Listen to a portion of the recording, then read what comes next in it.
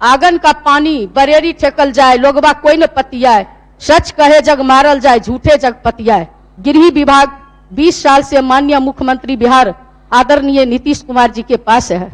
No तो अति पिछड़ा, नो पिछड़ा सुरक्षित है, यानी कि नो नागरिक सुरक्षित है, नो पुलिस। तो ऐसा शासन, ऐसा बजट या बजट प्रतिवेदन से क्या फायदा महोदय, जहां इंसान इंसान से डर के साये में जीता हो। उस आवेदन में यह भी आरोप आपने लगाया कि अति पिछड़ा समुदाय में जो आपकी पार्टी ने गलत माना है, ध्यान में रखिएगा। उसी आधार पर उनका राजनीति में कत्ल कर दिया आप। दूसरा एक बात और बोल देते सब आलोचना के बावजूद, अरे जननायक कर्पूरी ठाकुर को भारत रत्न आदरणीय भारत के प्रधानमंत्री आदरणीय नरेंद्र मोदी जी के नेतृत्व में केंद्र सरकार ने दिया है, तो दलगत भाव से उठ के बधाई दे दीजिए। रेल बिक गया, भेल बिक गया, बिका हवाई अड्डा, सब कुछ बिकता देखकर खुश है नीतीश जी और अपना JP Nadda. Doctor Urmila Thakur, 5-5 minute बोलना है।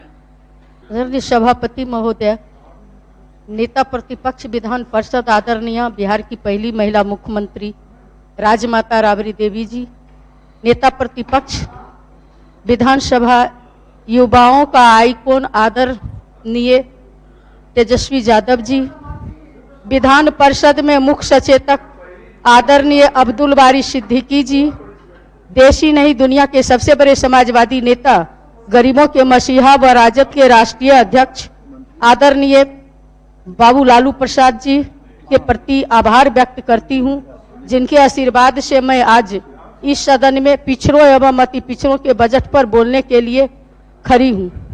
सत्ता पक्ष एवं विपक्ष के माननीय सदस्यगण एवं आसन के प्रति आभार व्यक्त करती हूं, जिन्होंने मुझे बोलने का मौका दिए। महोदय, अति पिछड़ा एवं पिछड़ा को आपके बजट एवं बजट प्रतिवेदन में कासूचित स्थान मिलता तो मिलना चाहिए था, नहीं मिला। मैं एक अति पिछड़ा समाज के नाई परिवार की बेटी हूं, जिनके पिता 5 केजी अनाज पर गांव में घूमकर दाढ़ी बनाने का काम करते थे। महोदय, मैं बेगूसराय जिला के एक सुदूर देहात से आती हूं, जहां 1990 से पहले अति पिछड़ों को अपने ही दरवाजे पर खटिया मचिया पर बैठने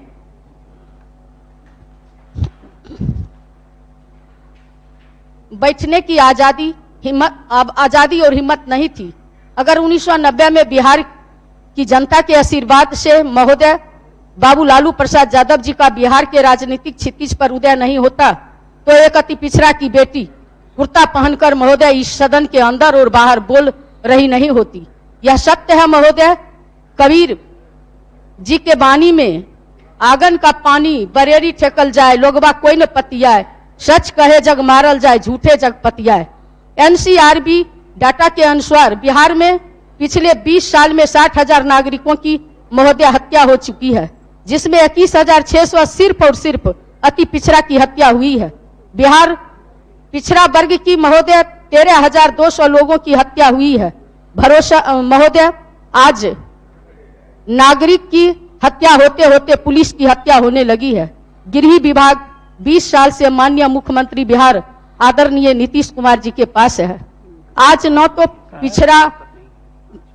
अति पिछड़ा, नो पिछड़ा सुरक्षित है, यानी कि नो नागरिक सुरक्षित है, नो पुलिस। तो ऐसा शासन, ऐसा बजट या बजट प्रतिवेदन से क्या फायदा महोदय, जहां इंसान इंसान से डर के साये में जीता हो। बिहार सरकार के द्वारा 1971 में मुंगेरी लाल कमीशन का गठन हुआ और रिपोर्ट 1975 में आई। 1978 में तत्कालीन मुख्यमंत्री जननायक कर्पूरी ठाकुर जी ने मुंगेरी लाल के रिपोर्ट को सदन में पेश किए।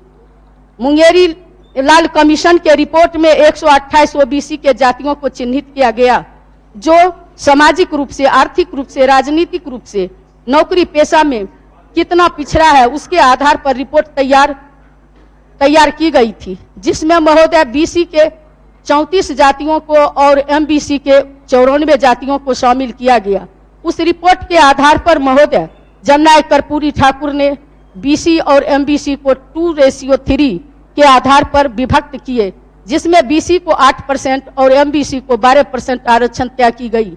एमबीसी महिला को 3% आरक्षण तय किया गया। मगर फिर क्या था महोदय, जननायक जी को लोगों ने कितने गालियों से नवाजा, वो कौन लोग थे बताने की जरूरत नहीं है। ये आरक्षण कहां से आई वगैरह वगैरह, कर्पूरी कर्पूरा छोड़ गद्दी ककर अस्तूरा। मगर महोदय जननायक जी ने जिस जाति अत्यंत पिछड़ा नाई परिवार से आते थे, वहां धन तो नहीं थी, लेकिन उनके पास जनता की अपार दौलत थी जो उनको कर्पूरी से जननायक बना दिया। महोदय मैं उस समाज से आती हूं जहां उस्तूरा मेरी लाइसेंस है। जिस अस्तूरा की बात लोगों ने किया, गाली दिया जननायक जी को, मैं उन लोगों से एक अति पिछड़ा की बेटी गर्व से कहना चाहती हूं, हम लोग अपने मालिक के गर्दन पर महोदय तेज धार रखे रहते हैं।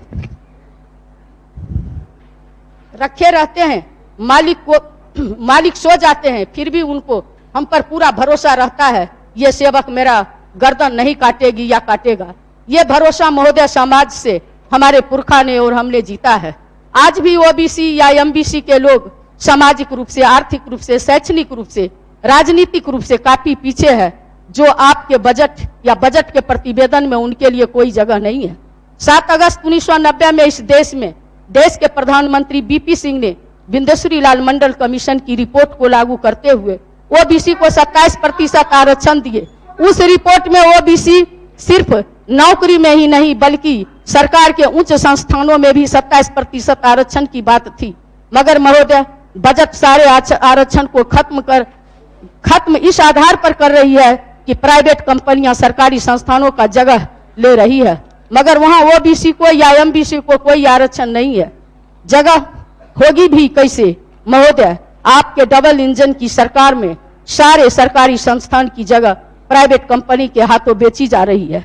रेल बिक गया, भेल बिक गया, बिका हवाई अड्डा, सब कुछ बिकता देखकर खुश है नीतीश जी और अपना जेपी नड्डा। बाबू लालू प्रसाद जी की सत्ता में आए तो जननायक जी के अति पिछड़ा समाज के 12% आरक्षण को 14% और इस राज्य की पहली महिला मुख्यमंत्री आदरणीय राबड़ी देवी जी ने 18% आरक्षण दिए। बाबू लालू प्रसाद ने इतना ही नहीं किए बल्कि उन्होंने कहे जो आरक्षण से आएगा आरक्षण कोटा में जाएगा और जो मेधा से आएगा मेधा सूची में जाएगा। लेकिन डबल इंजन की सरकार सभी मेधा सूची समाप्त करते हुए 49.5% के अंदर करके बाबा भीमराव संविधान को खत्म कर रही है, जो न तो इस बजट में न बजट प्रतिवेदन में दिखाई पड़ता है। 10 अगस्त 2022 से 24 जनवरी 2024 को महागठबंधन की बिहार में सरकार बनी।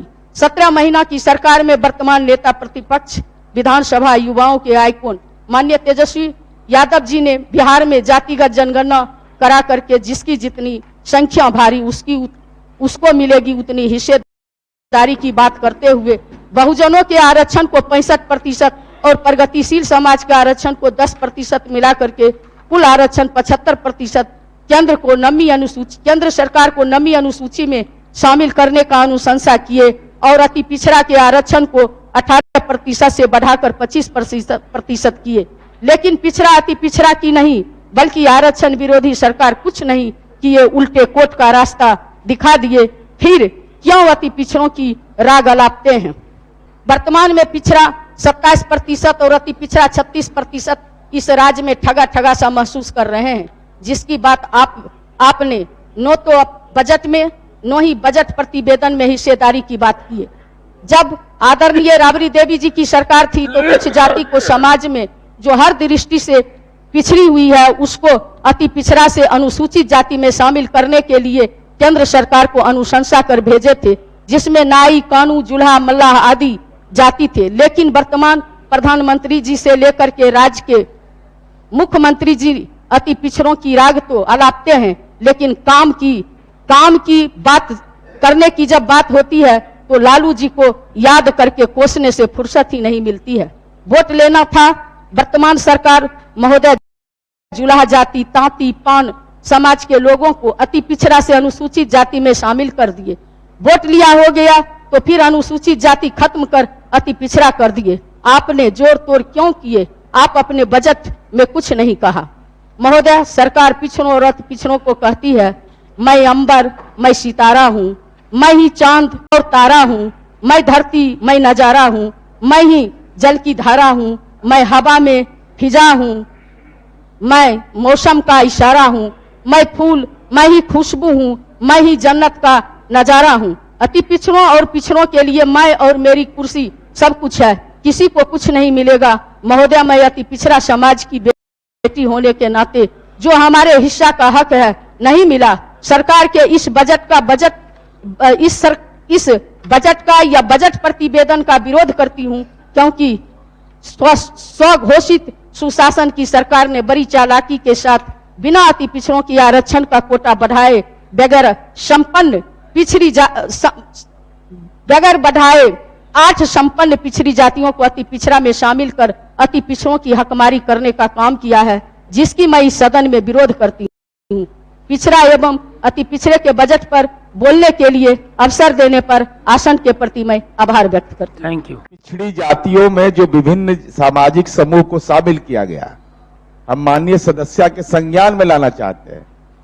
आप ही के दल के अति पिछड़ा समुदाय के रामबली चंद्रवंशी जी थे, उनकी सदस्यता खत्म करने के